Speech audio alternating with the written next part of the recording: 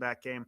We do have NBA live tonight as well. Ethan did just post a video over on our YouTube page about his NBA plays tonight. So if you want more in-depth NBA bets, make sure you go check out our YouTube channel. And while you're at it, give us a sub. We definitely appreciate every like, comment, and subscription that you guys give us over on YouTube. We do have a little NHL tonight, college basketball. Not many games to talk about, but we do have a full slate of sports. And I'm just excited that we finally have what I think should be a pretty competitive primetime game. It feels like we've been a little lackluster on our NFL matchups as of late, especially with yesterday, that 4 p.m. slate yesterday. Great for the Lions, but I think all three games were just massive. Well, they were started as massive blowouts. I don't even know how the Niners game ended. What was the score to that game? 44-22, or no, there's two games that finished 44-22. I think that was the one that didn't. 46-20, 42-26. I don't know. 3 blowouts in the 4 p.m. game. The 1 p.m. slot had a bunch of ass games. So I'm just excited for a good matchup tonight. Ben, in the comments, what's up, my big guy? How you doing? But Ethan, quickly, how did you do this weekend? I know you posted a tweet, and you are from the tweet looking red hot in sports, all through sports. I know you're pretty doing well in NFL, doing well in college football, and then you said it yourself, kind of on an NBA heater. But how you doing this weekend? How are the bets coming, and how you feel about tonight's game? Yeah, weekend's been incredible. Yeah, I forgot all the numbers, but basically profitable in every sport. 1-1 in NHL, but the winner was a plus 135. So feeling really good heading into Monday.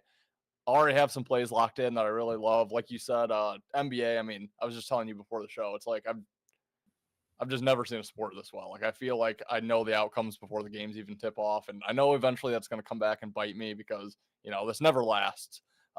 As you and I both know, it's a business of ups and downs. And I'm just at a very high up right now. So, we'll be cautious moving forward, try not to get too crazy with the plays, but really do like tonight. I expect it to continue at least through tonight. NFL, NBA, a little college basketball action, but I don't feel like I'm seeing that quite as well as NFL and NBA, but those two are really have been the money makers for me right now. Yeah, that's good to hear. I am barely hanging alive. Did okay, and actually, I lost a little bit of money on Saturday in college football. Was horrendous yesterday in NFL until Sunday night, where thankfully I found myself in a big hole and I clawed myself out. So not a smart way to bet. I got a little lucky. And I'm not gonna lie, I haven't looked quite at a lot of the board. I do have one bet I locked in, and I do really like it. Currently 1 unit. I may get teased into putting another unit on this Monday Night Football bet. But I've yet to look at props. Again, like I said, I apologize for running behind. But I will have a couple more bets tonight. As I said, I'm going to dive in a little bit more to this Monday night game as soon as we get off here for some player props. Don't know if I'll get involved in NHL.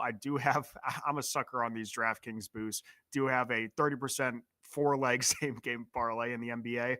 I'm like at a 25% hit rate on those, so I might as well just keep throwing $20 on plus 2,000 odds and just hope I get lucky. But what do you want to start with here? What sport? We do have NBA, NHL starting here in under an hour. Obviously, NFL is at 8:20 or something like that Eastern time. Let's quick start with college basketball because the play I locked in starts in 15 minutes. Okay. But I'll just quick give that out, and I only did a half unit. I'm just it's hard when you get some of these games. Like the one I bet Columbia plus 33.5 against UConn. So this could easily be UConn by 60, so not trying to lose a lot of money on these big spreads where, I think it's going to go Columbia's way, but if not, it's hard to tell what we're going to get here. The reason being though, UConn just blew out UMass Lowell on Friday night, 110-47. So gotta imagine they're feeling pretty good about themselves. 2-0 obviously against two nobody opponents. Although UMass Lowell, they've made the tournament somewhat recently. They're somewhat of a name. Now they have Columbia on a Monday night at home. Haven't had to travel yet. And then on deck for them, it's 7th ranked BYU, 5th ranked Arizona, Bryant, who was in the tournament last year. That was Michigan State's opening matchup in the tournament, and played pretty well. Had a good season last year. Then it's 14th Illinois, 25th Kansas, an easy one against East Texas A&M, 10th Florida, defending champion Texas, and then they get into conference play. So really, this is I guess, kind of their last gimme game, and I just don't think they really get up for it at all. It's again Monday night, like probably the worst night of the week that you would expect a team like UConn to really get up for. They probably just want to get in, get out quick with this victory, and kind of move on with their day. So I think 33.5 is just too much. Columbia is actually a pretty good opponent.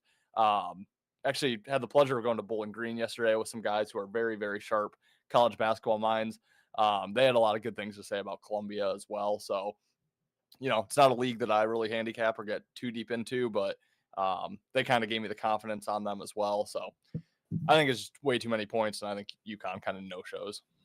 Yeah, I saw some. I don't even know how the stat comes about, but UConn had the quickest guaranteed win in college basketball history. Again, no idea how they come up with these stats, but they came up that UConn. I mean, UConn was up what 50-4 at some point, or it was something crazy like that in their last game. Really, And I didn't even know that. it was the quickest that they have calculated a guaranteed win, like one out of 999 trillion odds that they could possibly lose that game. And again, it was a stupid metric, but I saw a video on it. So yeah, UConn absolutely rolled last week or last game. I don't hate fading them.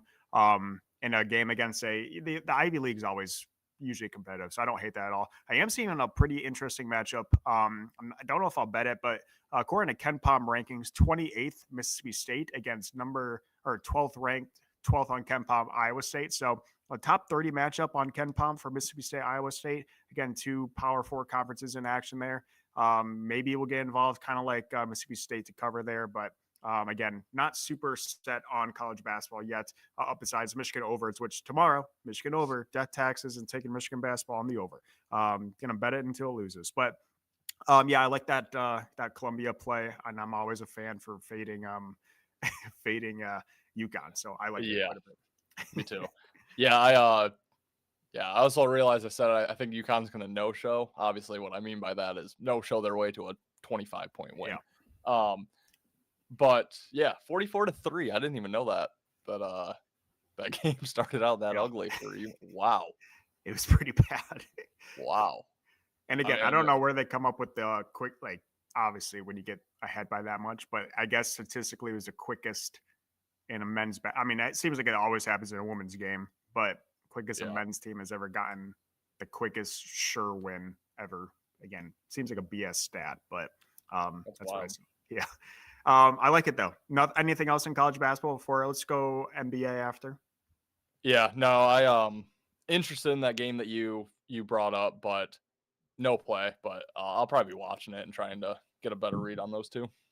Yeah, it's really tough this time of year to bet college basketball unless it's a team that For example, you got your read on Michigan State. It's your team, the players. I kind of got my read on Michigan, but these other teams, I'm trusting KenPom because I think that's what he does. He's pretty good at ranking teams with not looking at the AP polls, but right now it's pretty clueless in regards to who's good and who's not. But I would say historically pretty good. I think Mississippi State is going to be a little battler there in the SEC. So I'm interested to see that matchup. Not confident enough to have a bet though.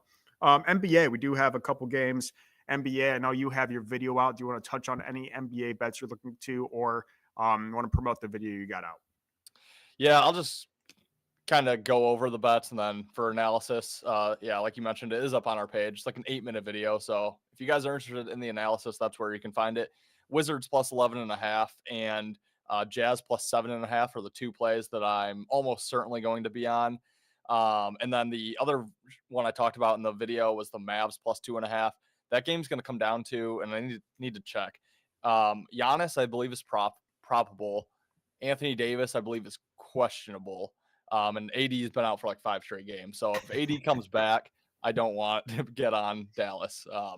Injured player, first game back.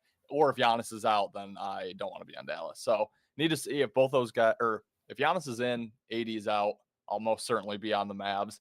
And then I just need to go down the leans because every thought I've had in the NBA just seems to be hitting right now. So I do like Portland quite a bit against the Magic, plus 1.5, plus 2, but maybe money line.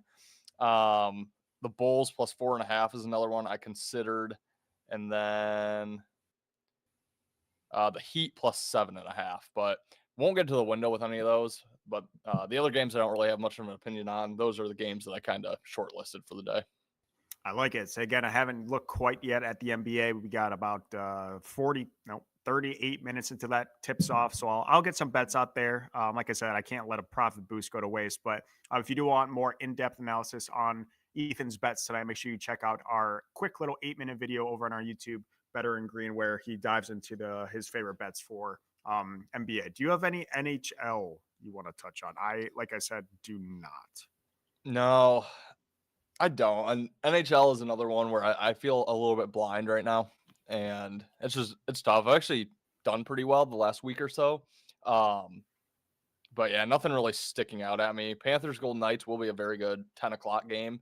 If I have some energy, if NFL goes well, if NBA goes well, and maybe I'll stay up and watch that game. But yeah, I don't have any plays and probably won't end up making one. Okay. Yeah. I probably won't mess around with NHL at all today.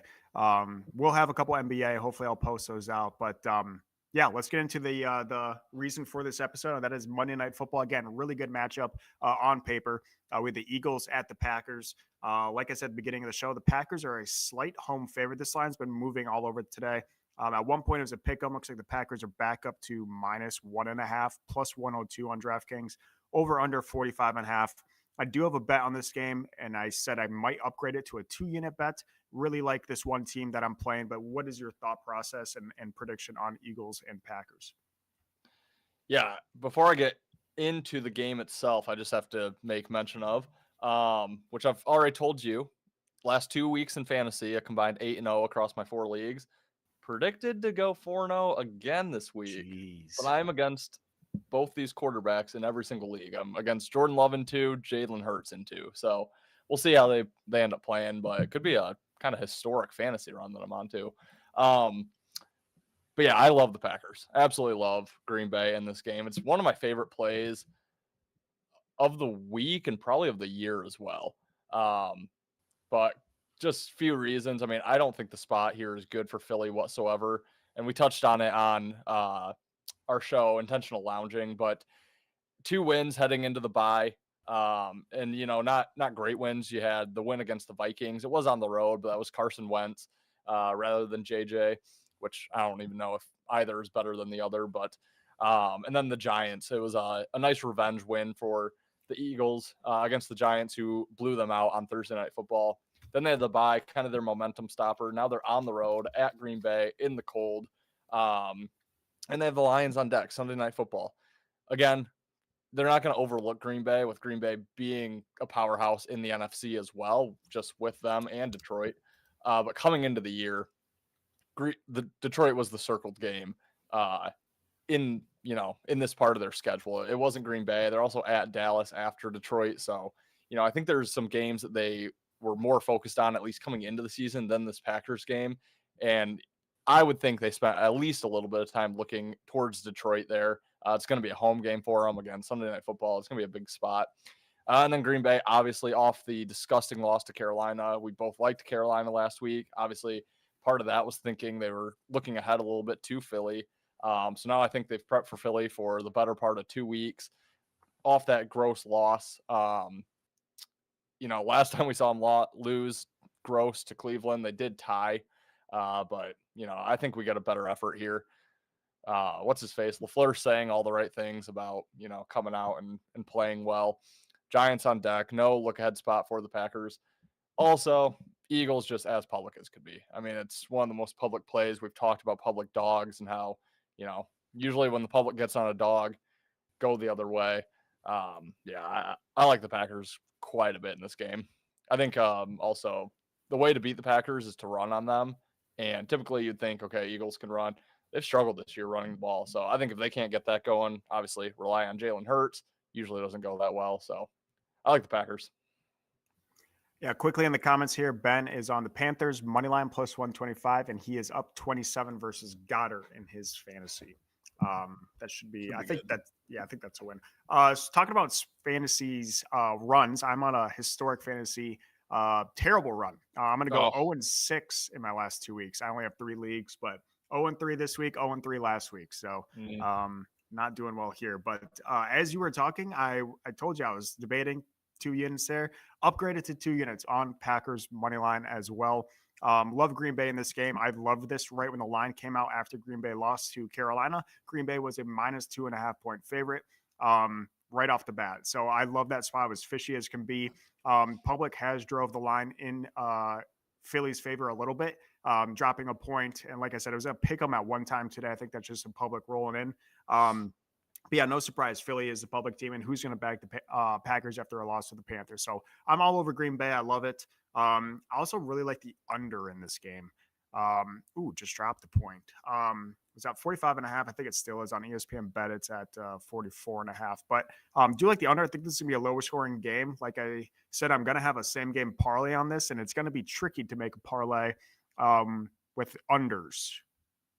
It's usually not my thing. Usually I like taking players overs. Might have to get involved in some unders tonight since I do think this will be a lower scoring, like a 20-17 type of Green Bay win. But I love Green Bay. I just upgraded to 2 units on the money line. Also, news. I don't think I've told you this yet. I am attending the Sunday night football game. Eagles hosting the Lions on this upcoming Sunday.